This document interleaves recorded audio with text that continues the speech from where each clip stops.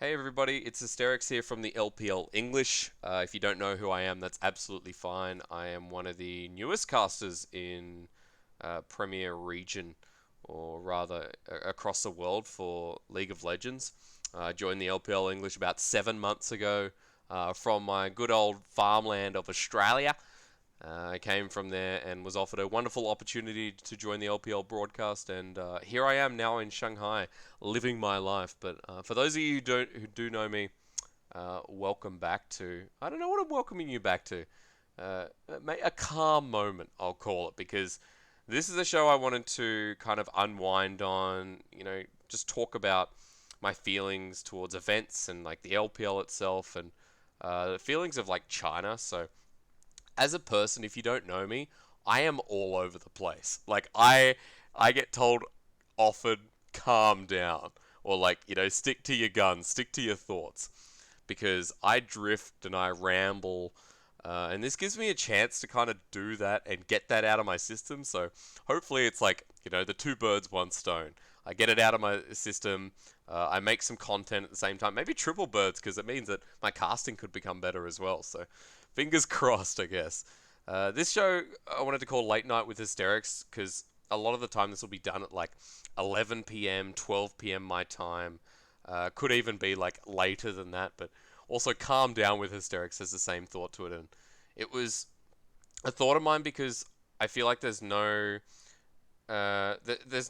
as much content as I would like coming out at the moment from the LPL, of course, and of course, Raz just opened his new show, Raz Takes. If you haven't seen that yet, go and have a look. But leading up to Rift Rivals was fantastic, and it was a great way to kind of look into the LPL if you didn't know what was happening or if you needed some better perspective.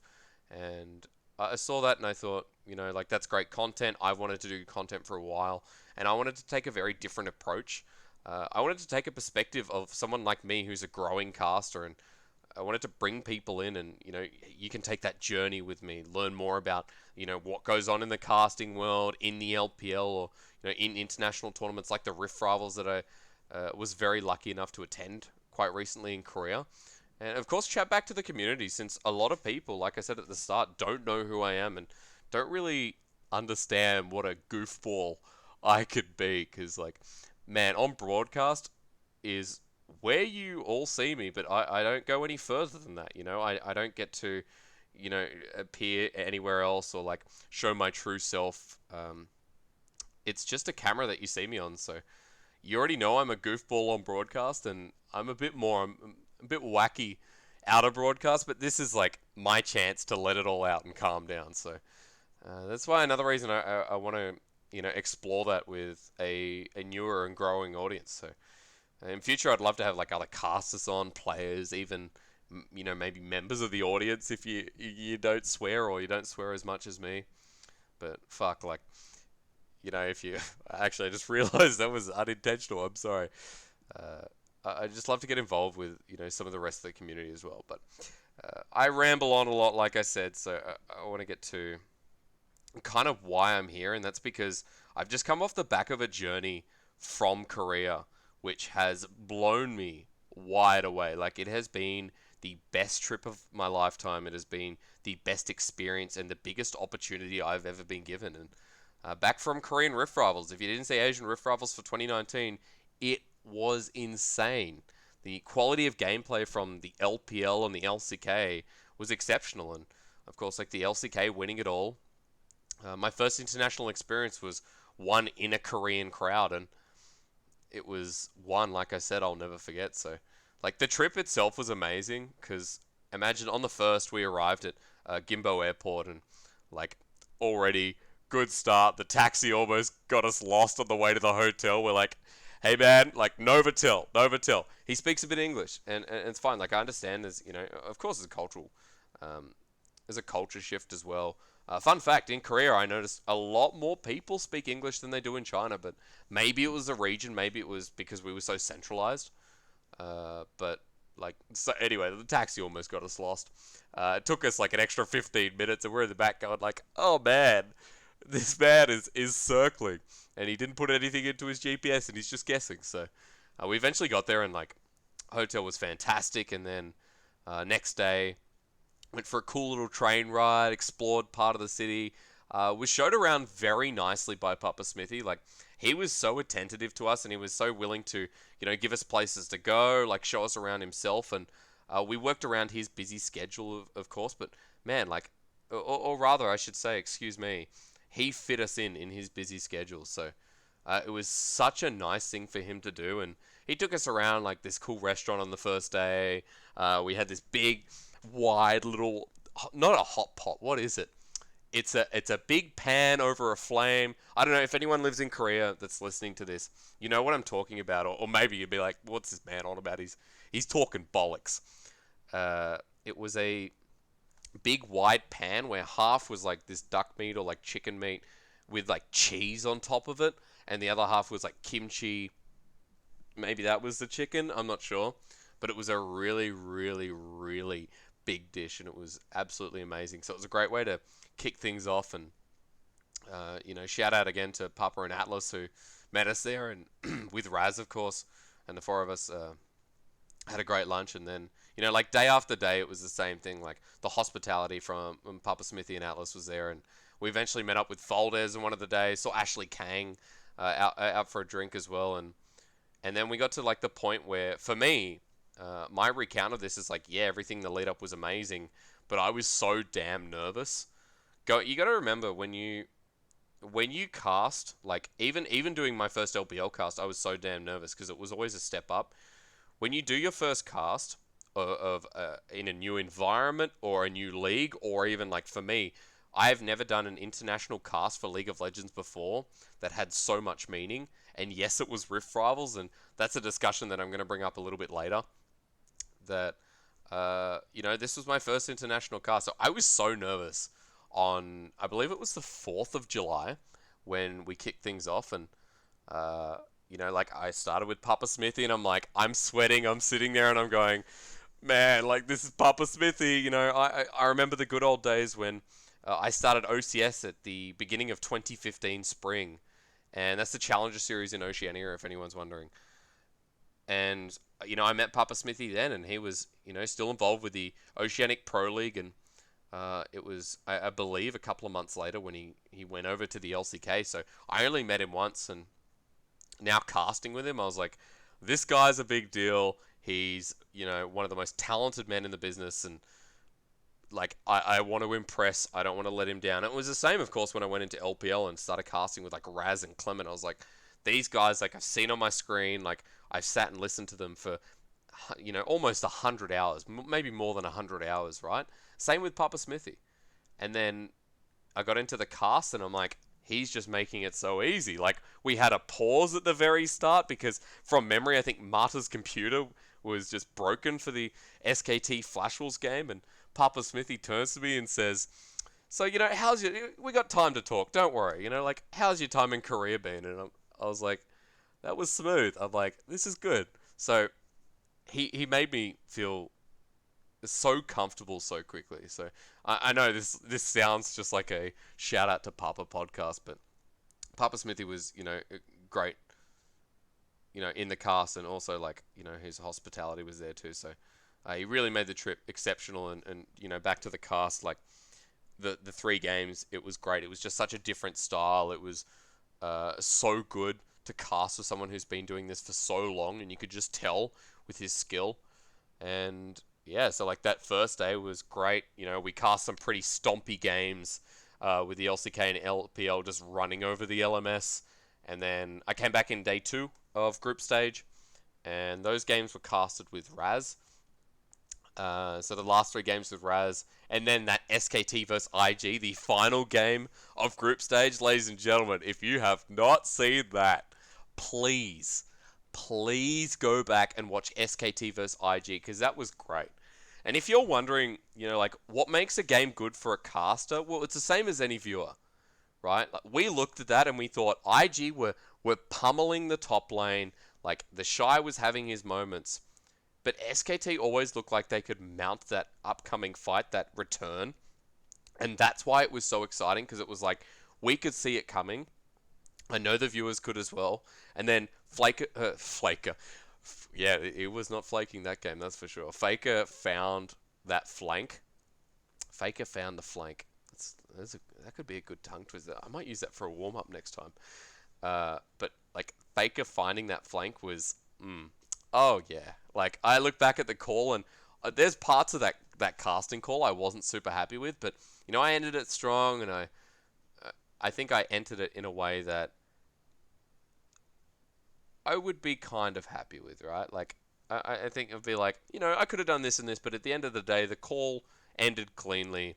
It was as powerful as I could make it. And yeah, anyway, that's my inner workings. I told you I was gonna ramble. This is what I'm here for. So yeah, like SKTIG was a great way to end the group stage. So I felt very lucky. But um, one of my neighbors, what are you doing?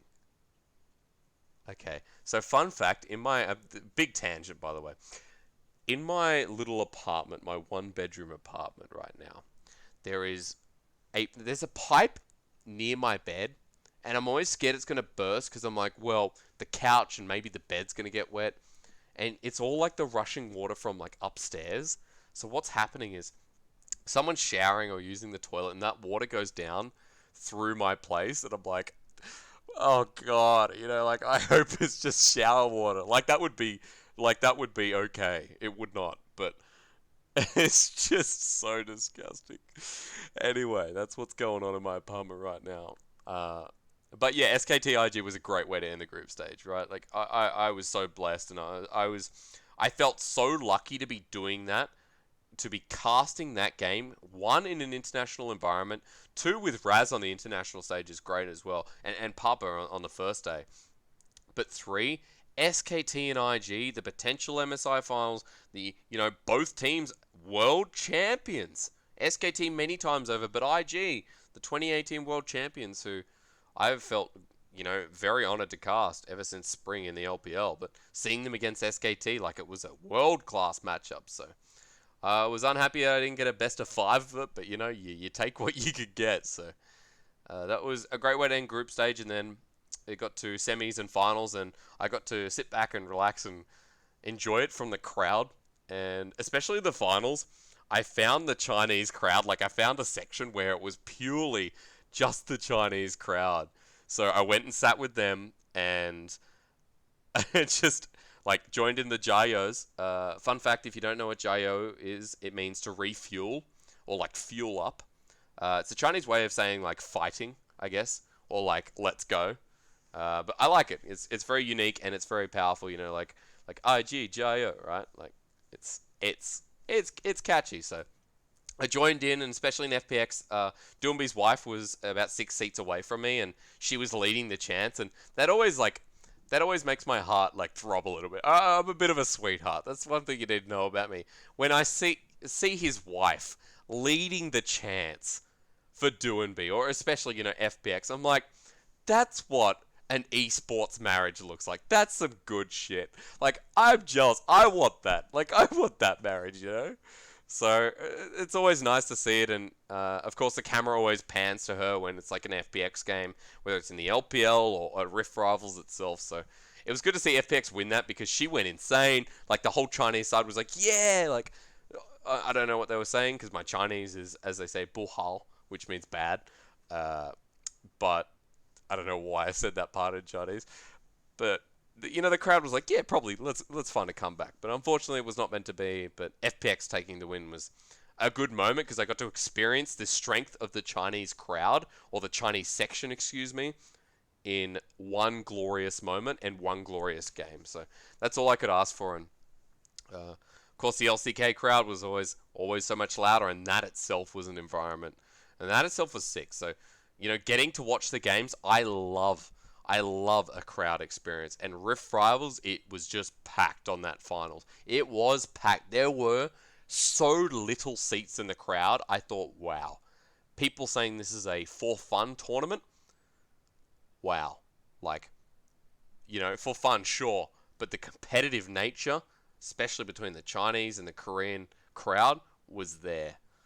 And it was good to experience that firsthand. But it was a great way to end the to end the event itself. of course, afterwards, like, got to have food and drinks with all the crew and, meet more of the Korean crew. And the Caster Jun is a very humble man, and he's a very nice man as well.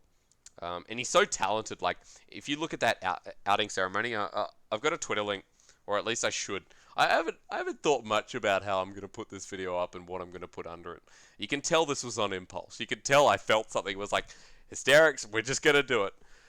Um, I'm gonna put a Twitter link down below.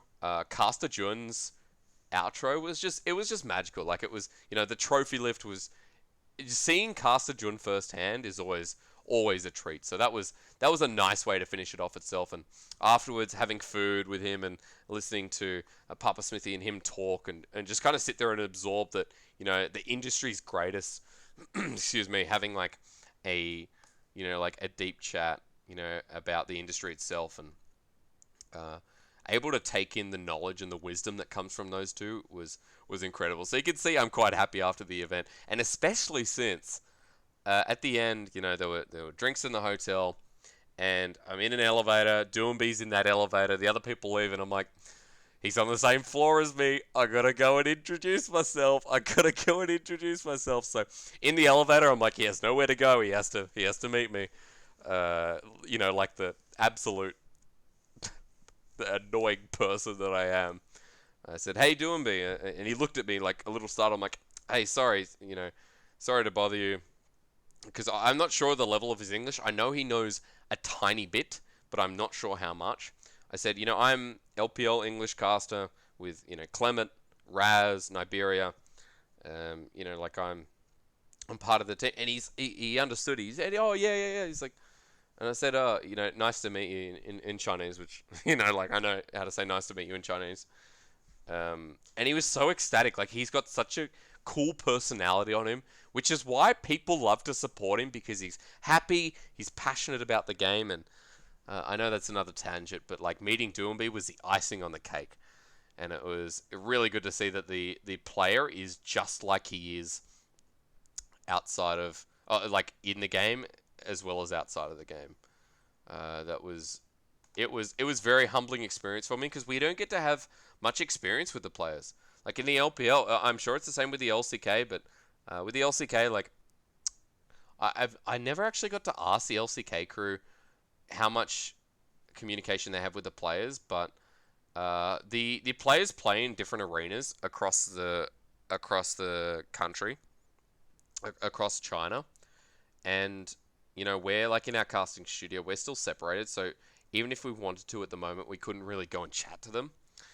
Um, but especially me coming into the LPL, like, I don't have a relationship with really any players. Doombe, maybe that's my first. I'm trying to think. Sword Art, when Clement did his face to face, which was a really, really cool episode. I think Sword Art is a great person as well. I got to chat to Sword Art a little bit, so that was, one of them, and Coach Comet and Easy Hoon as well. So, meeting players, it just makes it so much more special in the LPL when you can actually talk to them, or talk through a translator, or even, use your broken Chinese, which I am definitely not proud of, uh, to just have those moments of bliss where you get to meet the people that you talk about all the time. So this was no exception in seeing Doombe in even just an elevator in 2-3 minutes, where he was just so happy to meet me as well, whether it was fake or real, doesn't matter. Like, I took it. So it was a great way to end Rift Rivals with that personal interaction. And I think as an event, for me, Rift Rivals will always be that one I remember no matter what. Yes, it was my first international experience, but it was also a time where the LCK could stand strong. And I know there's a lot of people out there. This is going to be like the ultimate tangent, right? I know there's a lot of people out there who think that excuse me, the Rift Rivals doesn't mean anything, and you're right. Like, it is technically a for fun tournament, but it's also a show of, like, of pride, of strength of the region. Like, for the LPL and the LCK, it means a lot, because it's a statement to the rest of the world. And for a lot of you out there, I know my call towards SKT and IG, the end of group stage, I said it was a show between the best two regions in the world. And I took that back, because I don't think that's necessarily true. But a part of me wanted to leave it and just state it, because, one, The LPL won Worlds 2018, the biggest tournament in League of Legends and in League of Legends history. It is the tournament that states who the best team of the year is and who the team and what region we should have our eyes on moving into 2019. Now, because of MSI, because of all the change ups, it means that we, like we look at G2, we look at Europe, and technically North America, because Team Liquid slaughtered IG. And like, slaughtered is the right word. They dismantled, they destroyed them. So, for, for those two regions, you're like, yeah, they should be looked at. I think Europe, definitely. This is a much longer discussion. Maybe one I'll have in another video someday. But for now, like, I took it back because of Europe's win at MSI, but I stand strong with LCK that because of its dominance in previous history and because they're the team that have won the most titles for Worlds, and like they're the most dominant team in SKT. Like, due to the recency of IG at maybe not so recent at Worlds, and because of LCK's dominance in the past, I made a statement like that because I think on top of everything, like, part of it is true. So that's looking towards the future. But in terms of Rift Rivals, I love the thought that there's so much pride behind it, and there's just so much like statement of power behind the event as well. Because you have to remember that like Rift Rivals may be for fun, but there are not many chances across the League of Legends tournament year where teams get to face each other in a serious manner. And it may be a for fun tournament. It may be a tournament that doesn't have any worlds or MSI implications. Or MSI implications. But you know what I mean, right? Like, but at the end of the day, it's teams trying to play at their best. It's teams trying to show their dominance and show that heading towards worlds, like, they are the best. And right now, LCK, over LPL, like, or greater than LPL, right? That's a strong start to the meme. So I think there's a lot to take away from it, whether the tournament means anything to you or not.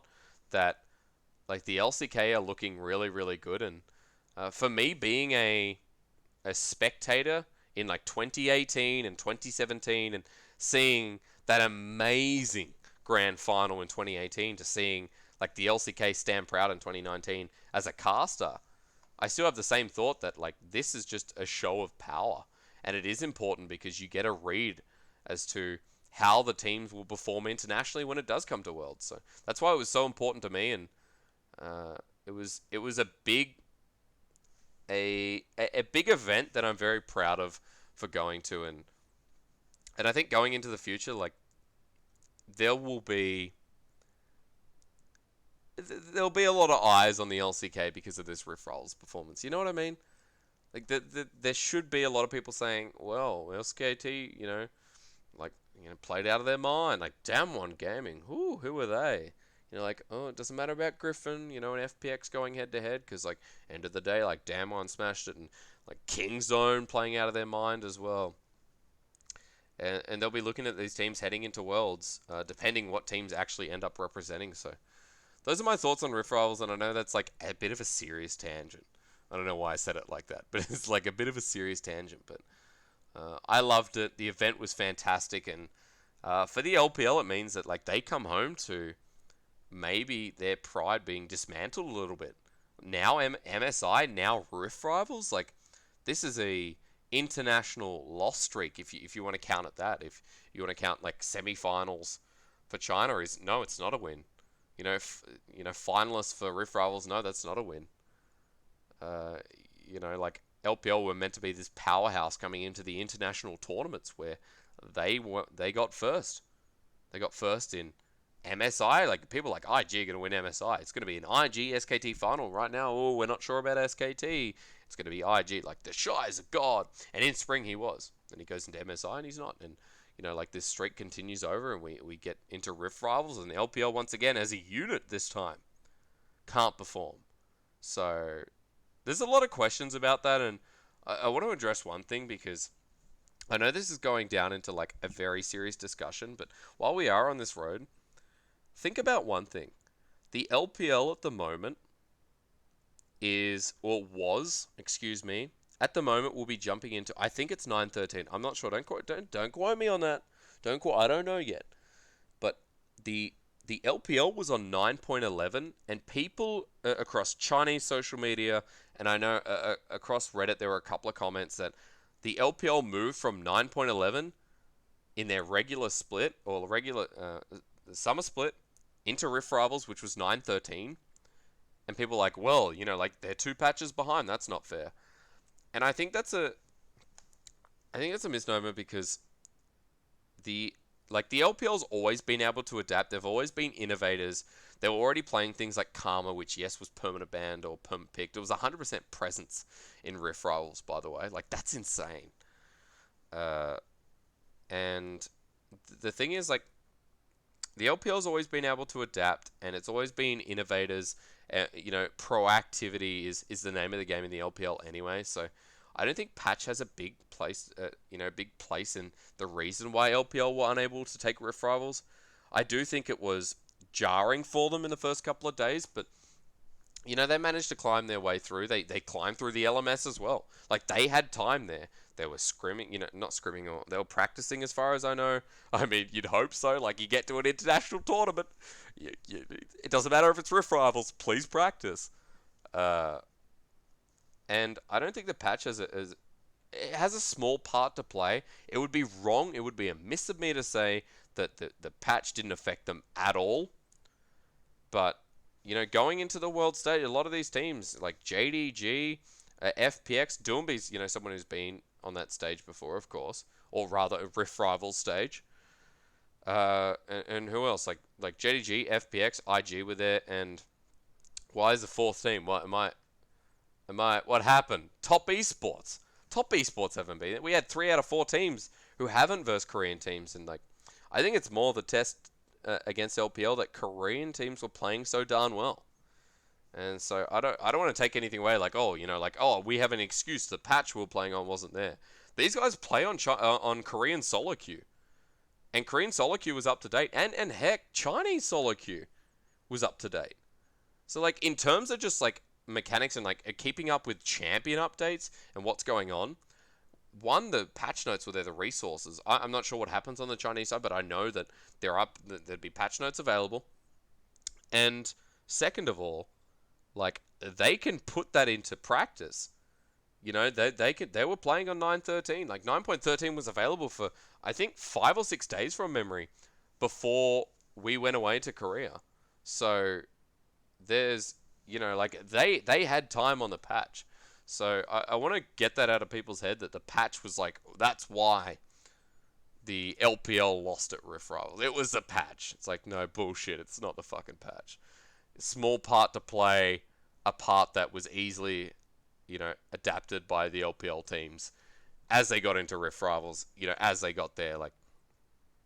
And, there was some change-ups with drafts and everything in the first couple of days. And then we got into semis. It was there's the LPL, there they are. And then the LCK is well, there's the LCK. So, just something small to touch on, that the patch didn't feel like it was something that completely destroyed LPL. But anyway, those are my, couple of thoughts. But yeah, Rift Rivals itself, to summarize, was a one-of-a-kind event. And I'm so glad to have done it. And I'm so glad to see LPL go through the struggles. It makes it so much more interesting, don't you think? Going into Worlds, going into the biggest event in League of Legends competitive, that the LPL finished second to the LCK. Hell yeah. We go into that big event thinking, well, everything's up in the air, and G2 just won MSI. Shit. And wow, can TL run to the finals? I think North America are still that tangent that might be too far away, but they're still up there. They beat IG in I think TL's cleanest game, or series rather, that I've ever seen them play. And I don't watch much LCS, but that was so good from Team Liquid. So there's a lot going up in the air towards Worlds, and I know that's very far away. I'd like to take us back to LPL and when we're starting and when we're getting back on track once again. But before I do, just note that Worlds is going to be sick. I hope you all agree with me that after watching Rift Rivals, that has been, I'm going to use it again, the phrase, icing on the cake, right? That made me so much more hyped for Worlds because our best of the best teams in the world, and yes, best of the best. If some of the EU teams were in there, I'd throw them in there as well. Like Fnatic, G2, I'm going to say Origin. I throw them in there, and I go, oh yeah, like these are our teams. Throw TL, throw TL in there. I'm not going to say anymore. Maybe Cloud9, throw Cloud9. TSM. Okay, I'm going to stop. The point is, the top teams in the world look great, and Rift Rivals showing for Asia was that moment where you said, well, the Asian teams, the Korean and Chinese teams, are just going to add fuel to the fire. And let's see how high this burns, right?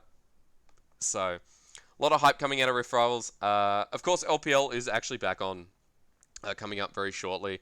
If you're watching this and LPL's already on, well, you don't have to worry. It's okay. I do want to note that, like, that LPL, like, coming back from Rift Rivals, there's going to be a lot of narrative from Rift Rivals and, like, what we talk about. But in the same sense, I'm going to be really, really excited to chat and be like, okay, how does the recovery come through? Like, the first game is FPX and Vici Gaming. Like, that's first versus essentially last.